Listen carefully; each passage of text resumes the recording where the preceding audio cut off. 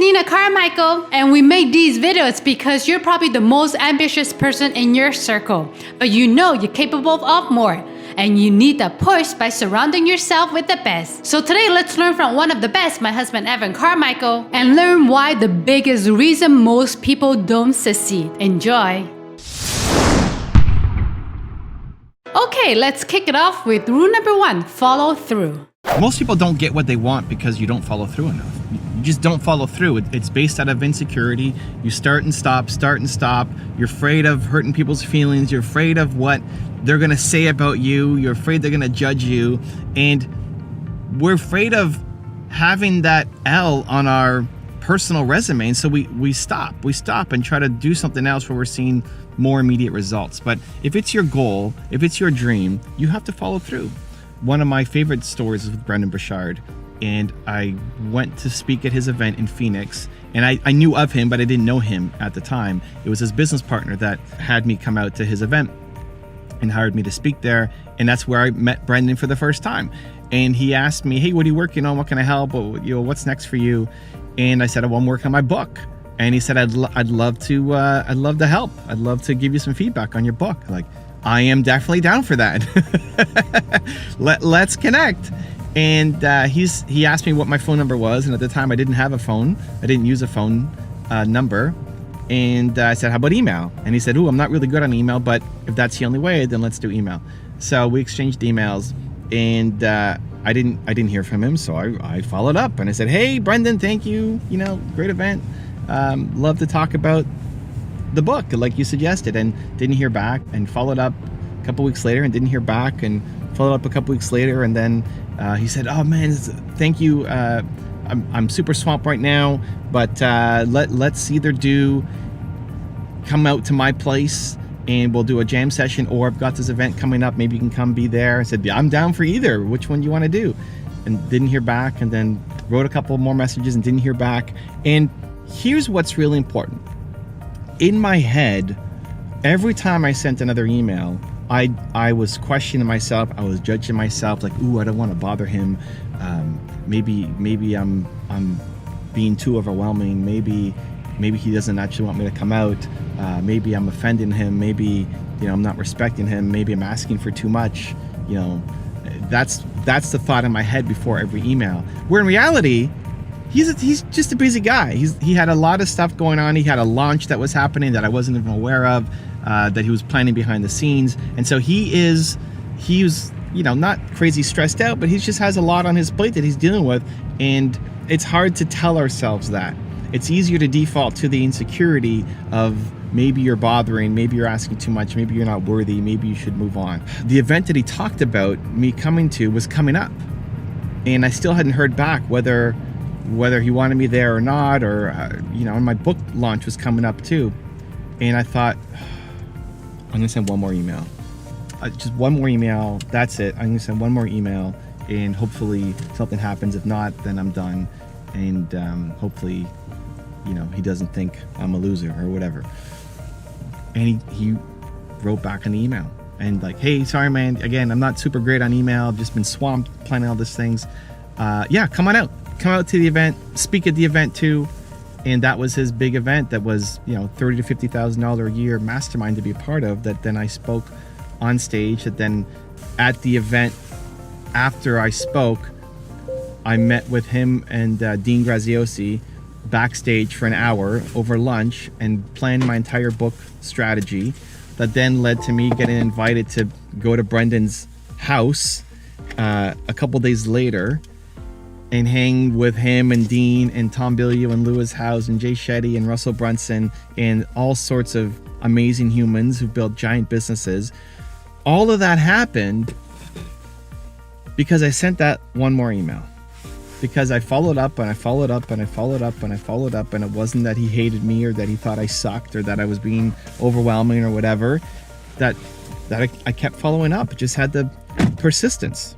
There's a lot of opportunities that are in front of you right now that just are not happening because there's not enough follow-up, there's not enough persistence. And the reasons why you're not doing it are based in reality, right? I mean, I could be overwhelming. It's possible. It's possible that he thinks that I'm overwhelming, that I'm not giving enough value, that I'm being too selfish, that I'm bothering him. I mean, it's possible, but we default to just assuming that instead of actually finding out, and we miss out on a lot of upside. And so here's what I found that really helps. 1, you schedule it in. You schedule it in every X number of weeks, right? So every 2 weeks, I would send in another email. Every 2 weeks, every 2 weeks, every 2 weeks, every 2 weeks, every 2 weeks, every 2 weeks. And I never felt like doing it, because every time I saw that in my task list, I didn't want to do it. Like, let's give it another few days. Let's give it another week. I never wanted to do it. But because it was in my calendar, I did it. You will never want to do it because you're afraid, right? Underneath it is really just fear. It's insecurity. You'll never want to do it. So you schedule it in every 2 weeks or every week or every month or whatever the thing is that makes sense for the timeline that you're on. You schedule it in so that you have to do it. So when it came up, I knew I had, even though I didn't want to, even though my heart was beating, it was like, I still went off and I did it. Second thing is, lead with the intention. Before you write the email, before you make the call, before you do the follow-up, like, what's the intention? Is your intention to screw this person over? Is your intention to just suck up their time? Is your intention to negotiate a bad deal for them? Hopefully not. If you're a subscriber to this channel, hopefully it's positivity and hope and belief and mutual, benefits. And so if you lead with that intention every time, it's really unlikely that they're going to come back in a really negative way. The truth of the matter is they're probably just really busy. Maybe they're doing something insane in their life. Maybe they have a health scare. Maybe they're in the hospital. Maybe their mom's in the hospital, right? Like, you never know what's going on behind the scenes. And if you lead with intention as opposed to a copy paste email or just some kind of spam, if you lead with, I love this person, I want to do something with them, I want to help, I want to learn. Like, if that's a positive intention going in, your call, your email, your follow-up will just be a lot better. It'll be a lot better, and people will feel it. I forget who it was. I want to say it was, I forget who it was. I'm thinking Princess Di, but I don't think it was her. I don't forget who it was, where she would say, before I send an email, I would always smile. I would think about the person and I would smile before I wrote an email or wrote a letter, and it would always change the vibe of the letter, right? Like, if you're thinking love, kindness, smiling before you make a video, before you do a DM, before you do an email, right? Like, if you're thinking that, chances are you'll make them smile. Like, if you're smiling before you do it, you're probably going to make them smile. And so just taking that little pause to reflect on what is my intention here, instead of defaulting to insecurity and the stress on your side, default into, let's lead with positivity. Let's smile. Let's lead with love. You'd be amazed at how many great things happen. So those two things. 1, you put it in your calendar until you get a response. Like, if somebody says no, okay, at least you got a response. But again, it's likely going to be a loving no, because you followed up so many times and you've always led with a positive intention and love and kindness. They might just say, I'm just, I can't do this right now, or I'm not interested, or hey, sorry, I haven't gotten back to you. Let's do this, right? A lot of times it's just the timing. A lot of times your timing is way off, and it's not your timing. It just doesn't fit into their life or their world right now. But in 2 weeks it might, or in 2 months it might, or in 2 years it might. And if you're following up every 2 weeks, every 2 weeks, every 2 weeks, every 2 weeks, and you're leading with love and kindness and with a positive intent, amazing things will happen. You have a great mission inside you. You have a desire to serve and to help and to create great things for the people who you work with, right? Like, that is at the core of who you are. And that needs to be spread. And at the beginning, when people don't know who you are, it's a little harder to get attention and get on people's radar. But if you are consistently following through, even in the face of not getting any response, you just consistently, because it's on your calendar, you're consistently following through, and you're leading with the intention of love, kindness, positivity, great things will happen. I promise you, great things will happen. Rule number 2, feel the fear and do it anyway. Stop thinking that you should be fearless. If you go through life fearless, that means you are playing small and not doing anything that is worth doing. You should be dreaming big. You should be pushing boundaries. And in that push comes fear. Instead of trying to be fearless, adopt the mindset that you want to feel the fear and do it anyway. Otherwise, you will never take on big projects and you'll never accomplish your mission and you'll always live below the potential that you know you're capable of. So I just came back from speaking in Phoenix with Dean Graziosi, Brendan Burchard, Eric Thomas, 1,500 people, amazing session. My greatest fear is disappointing people. My greatest fear is I'm gonna get on stage and bomb and disappoint the people who are paying money to be there. It's an expensive ticket to get in. And also I'm gonna disappoint Dean Graziosi and Brendan Burchard and people who brought me here to speak, right? It's their event. And I have to be the last speaker on the last day to come in and give them a good performance, right? I don't wanna let them down. We've never worked together before. These are the thoughts that are going through my head. And so I'm backstage. And actually the first day I get there, I've got the next day, right? I've got my whole day ahead of me and I'm gonna speak the next day.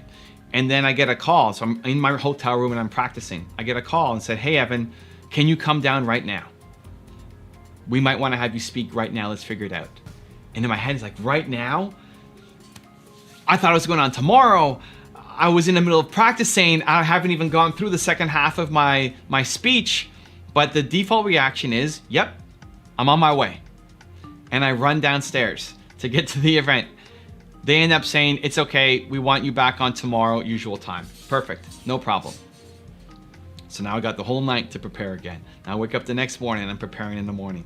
And then I'm getting down to the stage. And initially I was supposed to go on at 9 a.m. And then it got switched to 10 a.m. Then that got switched to 11 a.m. And then they want to take off 10 minutes of my time because we're running a little bit behind. So I'm 50 minutes instead of 60 minutes. And then changing my deck, changing the slide that I have. And then I'm sitting backstage and I'm waiting to come on and it feels like the MC's, he's building me up and he's taking lots of time to introduce me, like, just bring me on, right? And every time I'm sitting there worried, stressed out, afraid, saying that it's hard, this is difficult. I'm afraid. My heart's beating out of my chest because I'm still thinking I don't want to go up there and disappoint people. But instead of being fearless, it's like, no, I'm afraid. And this is the best because everything I want is on the other side of this fear. And I'm going to go off and I'm going to do the best that I have.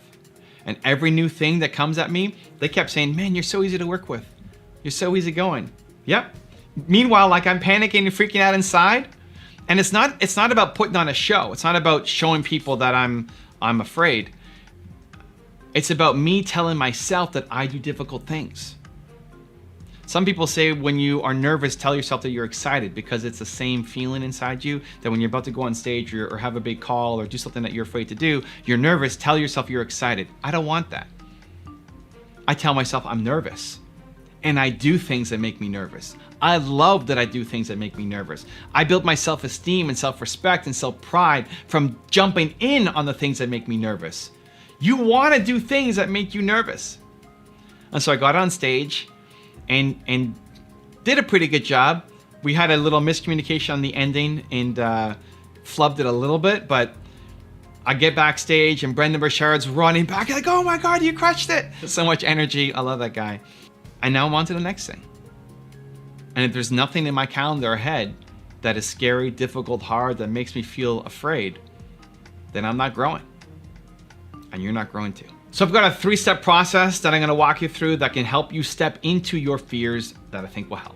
Step number 1 is understand what is your big mission. What are you trying to accomplish? What is the big mission that you're on? I wanna solve the world's biggest problem. I wanna spread more belief. I think the world's biggest problem is there aren't enough people who believe in themselves and their Michael Jordan level talent. That's what I'm helping every single day for the rest of my life. That is my mission. What is your big mission? What is the thing that you're afraid of doing? What is that giant thing? Right now, me stepping on stage at Brendan and Dean's event makes sense because I'm trying to spread my mission. What is your big mission? Number 2 is, what's the next step that you're afraid to take? If you want to go off and have a big impact, change a lot of lives, you're going to have to do things you've never done before. Because the way you're doing it now, the growth that you're on now is not fast enough. You're not going to hit your target. It's not going to happen. It's going to require a bolder, more confident, more courageous version of you. And how do you get that? By stepping into the light. By stepping into your nerves. By stepping into your fears. That's how you grow. That's how you emerge stronger. So what's the next step for you? Your big mission, you just came up with it. Step number 1, what's your big mission? Great. What is the next step that you must take to move that mission forward that you are afraid of? And then step number 3 is commit to doing it right now. Commit to doing it right now. You are not allowed anymore to think of something that's big, that's exciting, that is game-changing for you, that gets you pumped up and ready to go. You're not allowed to think of that and then be afraid and then not do something. You need to stop teaching yourself that you come up with ideas, then you get afraid, and then you don't have momentum, and you play small. You need to break that cycle. So we've just gone through it. You came up with your big mission. You came up with what the next step is. Now you need to commit to doing it. Commit to someone else that you're gonna do it.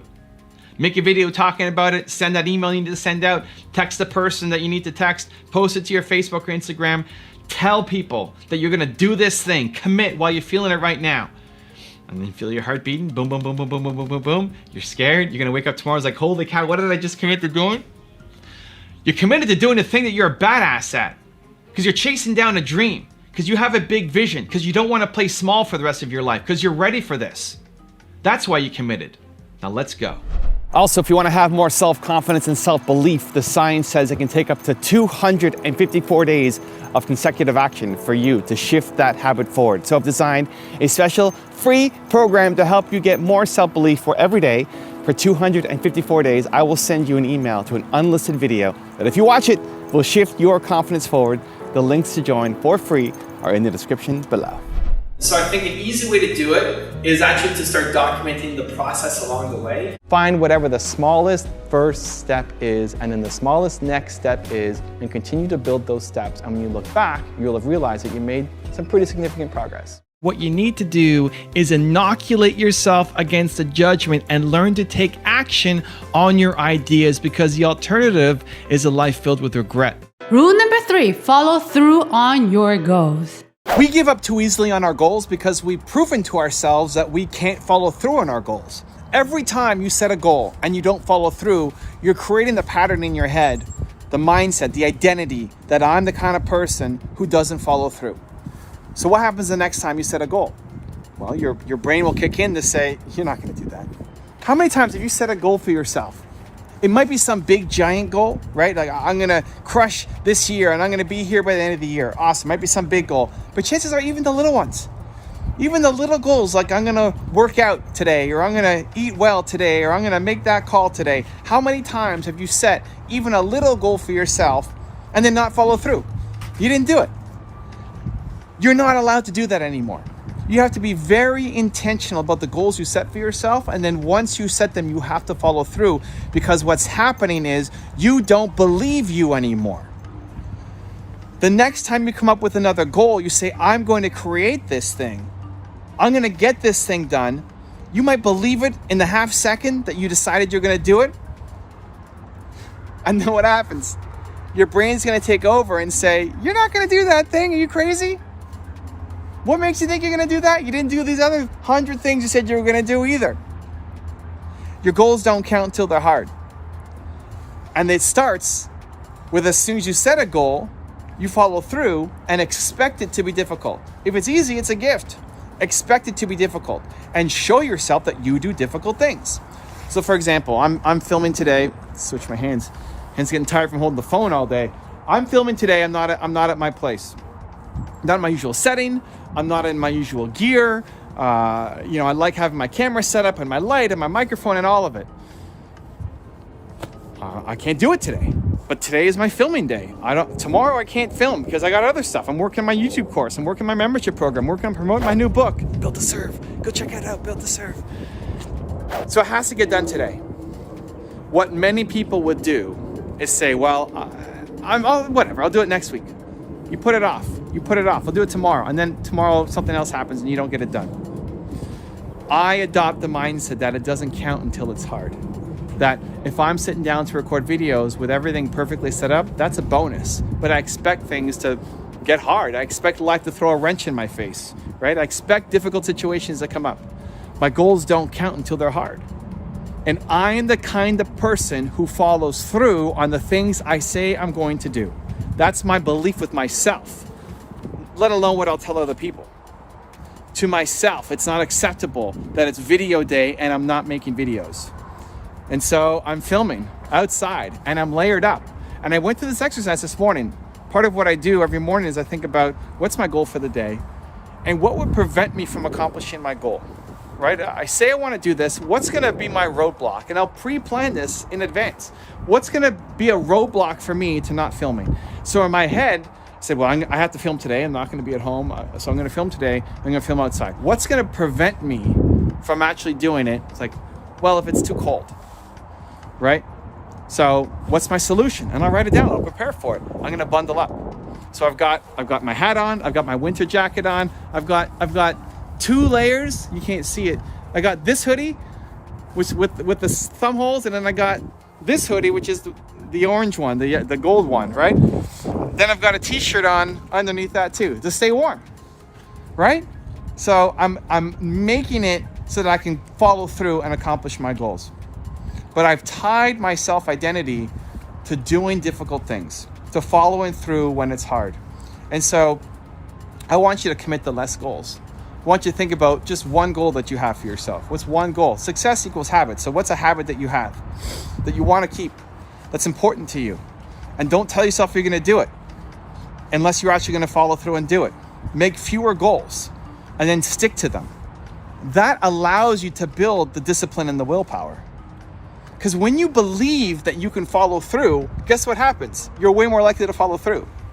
When you believe that you can't because you've told yourself this ongoing story and proven to yourself that you can't, that you don't follow through, then that's what's going to continue to perpetuate. And then you're never going to go off and accomplish your goals. But you know that you're capable of more. And you live secretly knowing that you resent it, you regret it, you're disappointed in yourself. How do you get self-love? How do you get rid of the disappointment? How do you build self-esteem, self-confidence, willpower? All of it comes from doing difficult things and committing to yourself and following through. So pick fewer goals. Step 1, pick fewer goals. Step 2, expect them to be difficult. Life's going to throw a wrench at you. Step 3, plan for difficulties in that what could throw you off course today from not following through. Look, I almost slipped on some ice. What would happen? If I slipped on that ice, I would keep filming. I would film from the floor. When I broke my neck, I filmed with my broken neck, the collar, the massive pain. There's tons of videos on it. If I slipped on that ice right now, it would not be acceptable for me to stop filming, right? And I would tell my editor, Christina, leave all that in. Leave the falling, leave the ow, leave the camera pointing at the sky where you can only hear me groaning, and then see me pick up the phone and start finishing this video. And then I would celebrate myself, right? Once you do it and it's hard, you have to celebrate yourself. You pat yourself on the back and say, I'm amazing. I just did that. Is it the best video of all time? No. Could I have done way better? 100%. But I did that. And that starts building the belief system that you can do the next thing and the next thing and the next thing and the next thing. So pick that goal. Expect it to be hard. Plan for it to be difficult and what your solution is going to be. And then go off and do it and celebrate. Because you're awesome. And I want to see you win.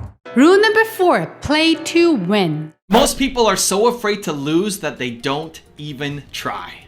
So when you have nothing, when you're at the bottom, you've got nothing to lose. And so it's very easy to go off and try. But as soon as there are stakes, as soon as you've won just a little bit, now you risk losing something. And this is where most people back down and play small for life. And so you need to decide, are you playing life to win Or are you playing life afraid to lose? So I look at my YouTube channel as an example. When I started it, there was no risk. Nobody knew me.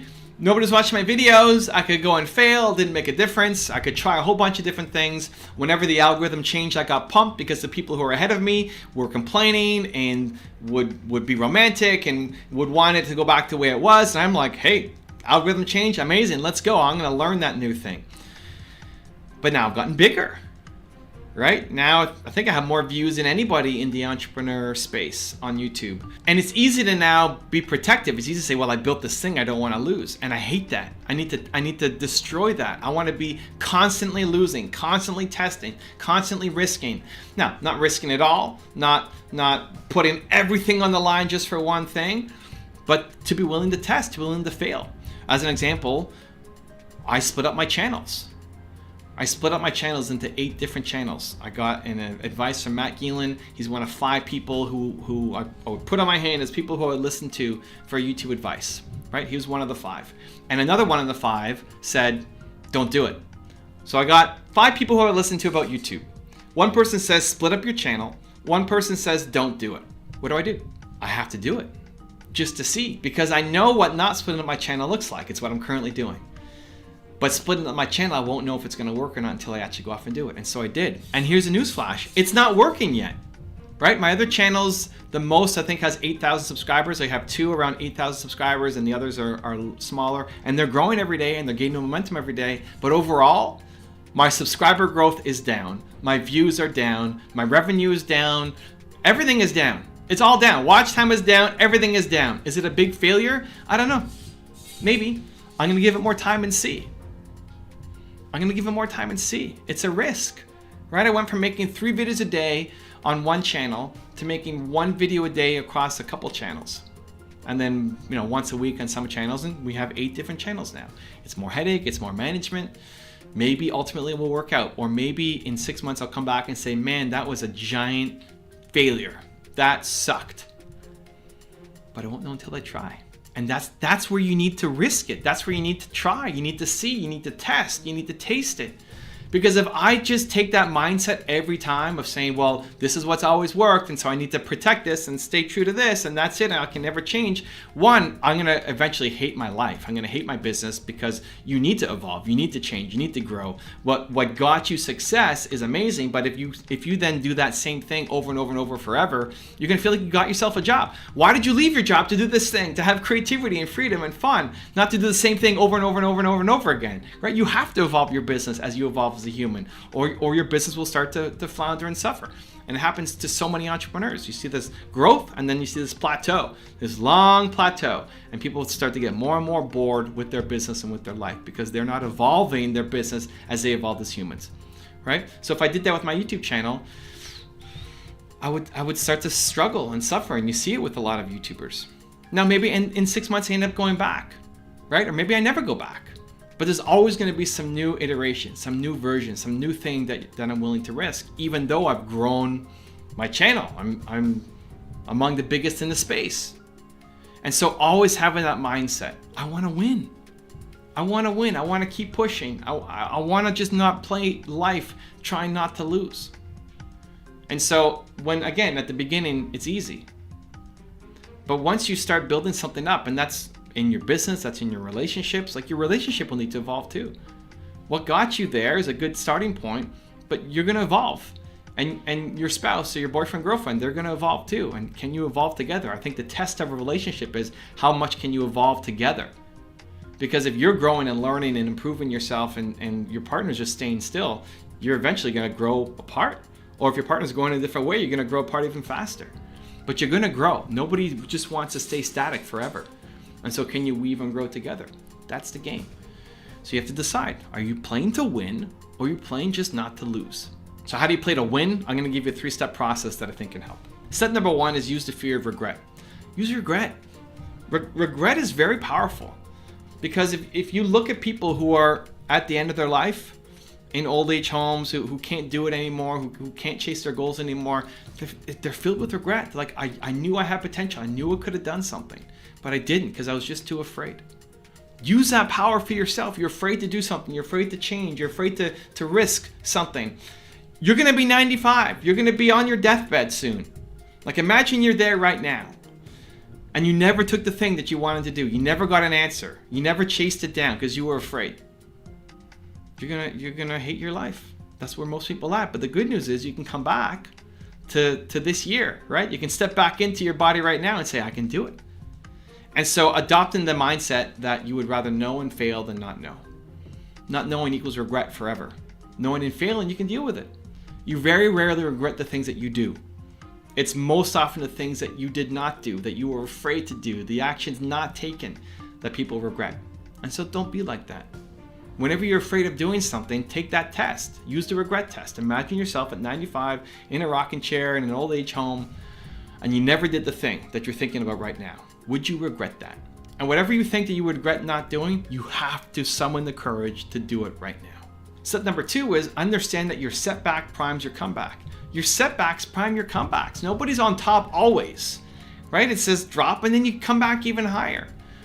And so whatever you want to go off and do, right? Whatever change you want to go off and make, chances are, one, it's not fatal. Like you can always come back to something, right? If you want to take a year off after university to go be an entrepreneur instead of going to that job, right? If you're in a job that you hate and you say, you know what, I can always get another job, so I'm going to try for a year doing my own business. It's not fatal. You can always come back and do it. You can always come back and get that crappy job. You know you're capable of it. You know you're probably more than capable of it, of what you're doing right now. But the thing is, you're probably not going to go back to it, right? Like you're leaving it for a reason. You don't go back to your ex-girlfriend or ex-boyfriend. You go back to that crappy boss. Because in that time, even though you may have failed a whole bunch of times, you've learned and you've grown. You're a stronger person because of it. So that setback primes you for your comeback because now you're a stronger person. You're capable of more. And you'll find the next path. The path that you chose may not be the ultimate path for you, but you know that the path you left is not the path for you either. And so better than sticking on some path that you know that you don't love, it's better to go off and explore, to test, to taste, to try. Most people don't do that enough. And they're so worried about the failure. You're worried about this new path failing and not working out. You can tell yourself you can always go back to that thing. And you can, and the facts are you can. You can go back and do what you're doing before, but you probably won't. Even if the thing that you jump to doesn't work out, you're not going back to where you were because you're stronger. You've grown. And that'll set you up for the comeback. That'll set you up for the next great thing in your life because you won't find the great thing doing the thing that you hate doing. And step number 3 is say it's the best.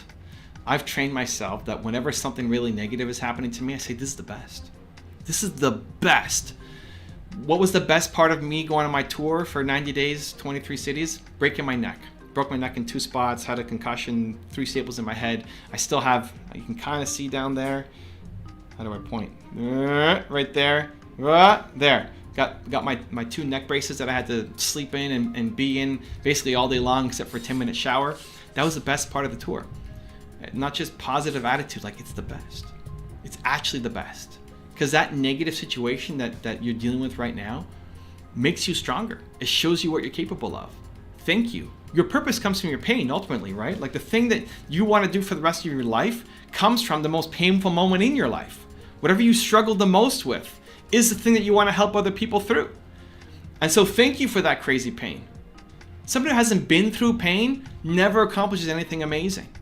So thank you. This pain that I'm going through right now, amazing. Let's go. This is the best. If you could just change that mindset tweak, next time you find yourself complaining, angry, upset, frustrated, tell yourself, just try it. This is the best. This is the best. This is my chance to show myself and the world what I'm made of. This is my chance to grow. This is the best. And watch how quickly it puts you into a resourceful state. Instead of being hopeless and complaining and upset and frustrated, now you feel like things are possible. Now you feel hopeful. Now you're resourceful. And now you're way more likely to solve the problem instead of sitting there complaining about it. It's the best. Rule number 5, the last one before our very special bonus clip, be bold. What would the boldest version of you do? Think about your mission. Think about your goals. Think about what you are trying to accomplish. You've got what you're doing now, but think about what the boldest version of you, if you summoned the boldest version of you into existence right now, what would he or she tell you to do? So when I did my tour earlier this year, it was 90 days, 23 cities. And at first I wanted to do it for free. I love doing free coffee shop meetups every time I travel to a new city. And I told my agent, Steve in New York, hey man, this is my idea. He said, you need to charge for the event. You gotta play bigger. You gotta do a bolder version of you. And it's freaked me out. It scared me because I don't want to disappoint people. And the idea of charging for something and then me disappointing people and then hitting that fear every 4 days, because I got up in a new city every 3 to 4 days for 90 days, was me being able to conquer my fears. And so Steve pushed me, and I have Steve's voice in my head. It's like, you need to play bigger. You got to do something bolder. What's the next step? And so I'm looking at my next tour coming up in 2020 around my book, Built to Serve, and I'm trying to think, how do I make it even bigger? How do I make it even bolder? Because what I've done has been great. And it's not trying to take away from what I've done. It's amazing. I'm proud of myself. I'm grateful. Awesome. And I know I'm capable of more. And I know I need to do something at the next level, because if I want to go off and accomplish my mission, I need to. Because at the rate I'm going right now, I'm not going to hit 1 billion people. I'm not going to solve the world's biggest problem. I'm not going to have the impact and reach that I know I can have unless I demand more boldness, bigger scale from myself on a daily basis. And so for me, having Steve's voice in my head, having Elon Musk's voice in my head, having Steve Jobs and Ipa Giannini and my parents and Kanye West and Howard Schultz constantly in my head, the content that I make is for myself. It's selfish for myself. And then I share it with you guys, and thankfully you like it, so I can build a business around it and hire your team and keep creating more. What makes you bold? What makes you come alive? And how do you summon that creature on a daily basis? If you wake up and you daily, every day, consistently are bringing the boldest version of you, even for 1 year, if you woke up every day for 1 year and summoned the boldest version of you, your life is going to look dramatically different 1 year from today. So how do you start playing a bigger game and being more bold? I'm going to give you a 3-step process that I think is going to help. Step number 1, what would the boldest version of you do? Just asking that question, just taking 5 minutes, sit down, grab your coffee, eat your breakfast, have no distractions, and just think about it for 5 minutes. What would the boldest version of you today do? What would you do? Look at your day ahead. Look at your plans. Look at what you've got up in your schedule today. If you were bold, if you summoned the boldest version of you today, what would you do differently? And then summon the strength and summon the courage and go do that thing. Step number 2 is think big and act small. Think big, act small. You have to think big because you're an entrepreneur. You've got big dreams, big ambitions. We want to change the world. You got an important mission, a vision that's driving you every day, right? I feel it. I'm connected to it too. I got a big vision that I never want to end. I want to chase it down for the rest of my life. But sometimes the big vision, yes, it is empowering and yes, it is inspiring, but sometimes it seems too big. Sometimes it seems impossible. Sometimes it seems like we're never going to do it without getting venture capital and partnerships and a huge team and all of these things. And then you stack it on top of each other and then you don't do anything because it's too big an idea that you can't do it alone. That's where you need to act small. Think big, big vision, but act small. Like, what's the smallest, simplest, easiest thing that you can just do right now? It might be just picking up your phone and making a video. You want to have a YouTube channel? You want to build momentum? Create a video today, right now. And you won't know what you're talking about, and you won't have perfect audio, and you won't have the great lighting, and it will be garbage editing. Great. Because the biggest thing that's missing from you, from your mission actually happening, is momentum. You're a genius. You've got great ideas. That thing that's in here needs to be birthed, but there's no momentum. You're not doing enough on a daily basis to actually create that thing and get it out to the world. So think big, act small.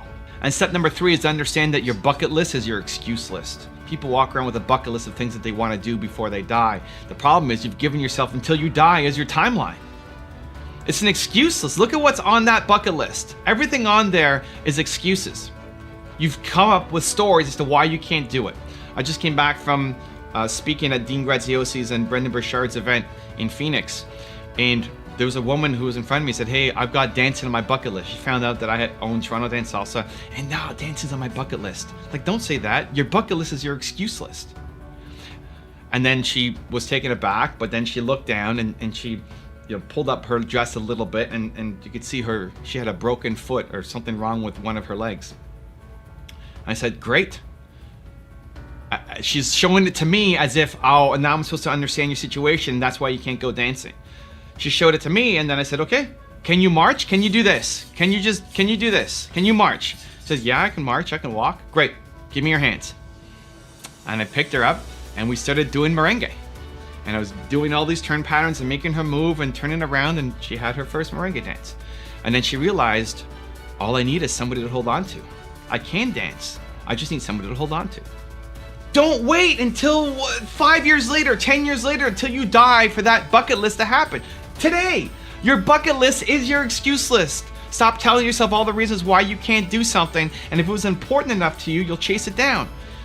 I'm passionate about this. I'm gonna tell you one more story. There was one guy, same event, who says getting to the top of whatever mountain is on his bucket list. But he doesn't have the money to do it, and he doesn't have the time to do it, and all this stuff. And he's doing all these little things instead of chasing down his one big goal. If he hit the top of the mountain, everything else in his life would change, would be different. He'll come back a different person, a different human. All the things that he thinks are so important to him right now will not be important when he comes back. These little projects that are distracting him from doing the big thing that he wants to do will disappear. He'll come back a new human with a whole different path ahead of him. You have to figure out a way to get to the top of that mountain. You have to figure out, look at your bucket list and recognize that's just a list of excuses you've got there. Pick the thing that you actually care about and go chase it down immediately. Some people are built to serve the world. Some people want to have a giant mission, a giant vision. You want to impact the lives of millions of people. That's me. That may be you if you're watching this. That's most entrepreneurs, I think. You have a giant vision and you want to change the world. But some people are built to serve the 25 closest people to them. If I look at my wife Nina as an example, she doesn't have a giant mission. She doesn't have a giant vision, but she still wants to serve. If you're not happy in life, it's because you're not serving. You're not serving deeply enough to the people who you care most about, or you're not serving broadly enough to have a big enough impact on the people around you, your community, your country, your continent, the world, right? So entrepreneurs will default to, I think we want to serve the world. They did functional MRIs on the brain, functional MRIs, and they studied the impact of serving, of helping other people. And it showed that when you serve other people, when you get the satisfaction, you help somebody else out, it touches the same part of your brain as eating food and having sex, which are both also pretty important things in life. I think you would agree. And so you're built to serve. And they went deeper into the study and they found that giving triggers it more than receiving. So all of the stories that we know of how giving is great and Santa Claus and, you know, it's better to give than to receive and all this stuff, right? The things that we've been told in our stories that have been handed down to us is backed up by science. It's backed up by science. So if you're not happy right now, if you're a little bit low right now, the easiest path out is service. Serve. Go help people. If you woke up every day and felt like the work that you did mattered to somebody, either to, again, the closest people to you, like my wife who's still in touch with their friends from kindergarten in China, to someone like me who wants to have a giant impact and reach 1 billion people around the world, if you're not happy, all you have to do is start to serve. So then it becomes the question of, well, how do you serve? How do you either build your vision or find a vision? Well, it comes from whatever you struggled with, right? The thing that you struggled with the most. Your purpose comes from your pain. And this is what I outline in my book, Built to Serve. Check it out, Built to Serve. There's a link in the description. Go check it out, support me, because it's a super important book that I think is gonna really help a lot of people, including you. Your purpose comes from your pain. Whatever you struggled the most with is the thing you wanna help other people with for life. So serving the world or serving the closest people to you can take on many forms. And you'll love helping people just because that's how we're wired as people. But who specifically do you want to help and how makes a difference. Holding the door for somebody down here, right? Like if somebody was crossing the rocks. There's this rocky part over here on the beach, way down there in the corner, this really rocky area. And if I helped somebody cross, right? There was an older couple that couldn't get across, so we went first and helped them cross. Helping them makes me feel good, right? Because it's serving others, but it's not as deep. That level of service is surface level. It's still fantastic, it's great, it makes you feel good. You can check off good deep for the day, but it's not as good as helping an entrepreneur. because I struggled so much as an entrepreneur. It's the most painful moment in my life is quitting on my business. And I know what it's like. And I want to make the path a little bit easier for other people. So helping random stranger is still good, better than not. But helping an entrepreneur fills me up to a level that is on the level of my soul. And so you need to find the same thing for you. Whatever you felt the most worthless as a human being, you struggled the most as a person, you felt worthless. You felt disposable as a person. That feeling, that emotional feeling, you want to help other people not feel the same way. And know that there are so many people who currently are what you used to be. There are so many people who currently feel the same way that you used to feel. And your purpose is to help those people forever. That will never get old. I'll love helping entrepreneurs when I'm 95. I struggled. The lowest point in my life as an entrepreneur, as a human, was when I was 19. And I quit on my business partner. And I felt worthless. And now I'm 39. I'm almost 40. In May, I turned 40. And it doesn't get old. 2 decades later, I'm still loving it. Helping entrepreneurs. How you do it changes. It's YouTube now. It'll be holograms in 10 years. It'll be VR, right? You'll watch me through your goggles, or I'll be beaming into your living room. It's going to change with time. But the purpose, the mission, the vision doesn't change. I want to solve the world's biggest problem. People don't believe in themselves enough. And so it starts with the foundation point that you were built to serve. You were built to serve. You want to have an impact. You want to make a difference. You want to wake up every day and feel like the work that you do matters. And serving people lights up your brain like food and sex. You have to do it. How do you serve? Through your pain. The point isn't to live in the pain. The point is to use that pain as a conduit to help other people escape the pain. Not to go back and relive it over and over and over again, but to recognize that that pain, however you suffered, whoever might have caused something to you, was the greatest gift that they could have given you. Because now you're going to go off and make sure that millions of people around the world don't feel the same way that you felt. You're built to serve. Now go out and get it.